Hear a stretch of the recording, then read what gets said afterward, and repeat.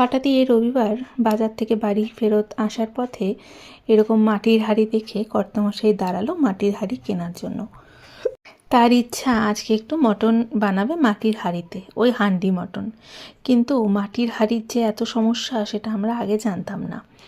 বাড়িতে আসার পর বাড়িতে ফোন করে জানতে পারি মাটির হাঁড়িটাকে নাকি 24 ঘন্টা জলে ভিজিয়ে রাখতে হয়, তারপরে ভাত বা মাংস কিছু বানানো যায়। সেটা তো আমরা আগে থেকে জানতাম না। যাই হোক, আমার কর্তামশাই যখন ঠিক করেছে মাংস আজকে হাঁড়িতেই বানাবে, তার ইচ্ছা মাটির হাঁড়িতে যদি না হয় তাহলে যেই হাঁড়িতে ভাত বানাবো সেই হাঁড়িতেই আজকে রান্না হবে। মাংসটাকে ধনে গুঁড়ো, জিরে গুঁড়ো, সমস্ত বাটা মশলা দিয়ে, গোটা 2টো রসুন দিয়ে আগের থেকে সর্ষের তেল দিয়ে মাখিয়ে রেখে দিয়েছিল।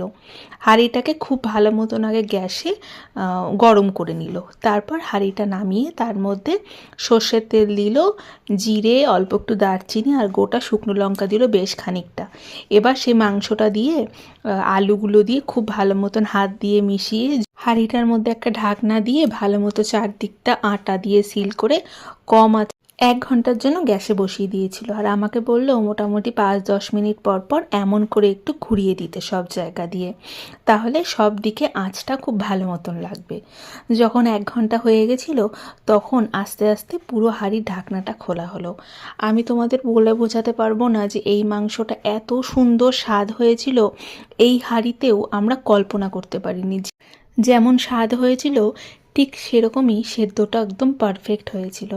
একটা মাংস তুলে কর্তামশাই এখন একটু ট্রাই করছে যে মাংসটা ভালো মতন সেদ্ধ হয়েছিল কিনা। সত্যি কথা বলতে মাটির হাঁড়িতে যেমন স্বাদ হয় সেরকম স্বাদ হয়নি, কিন্তু এই স্বাদটাও ছিল একদম আলাদা।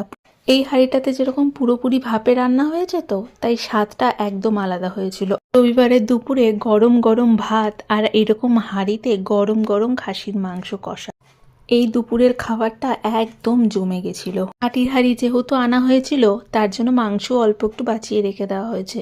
অন্য একদিন মাটির হাঁড়িতেই তৈরি করব। 24 ঘন্টা জলে ভিজিয়ে রেখেছিলাম, ভালো মতো জলটা ঝেড়ে শুকনো হয়ে গেছে হাঁড়িটা। এবার আরও একটা দিন তোমাদের জন্য ফাইনালি আসতে চলেছে হান্ডি মটনের ফুল রেসিপি।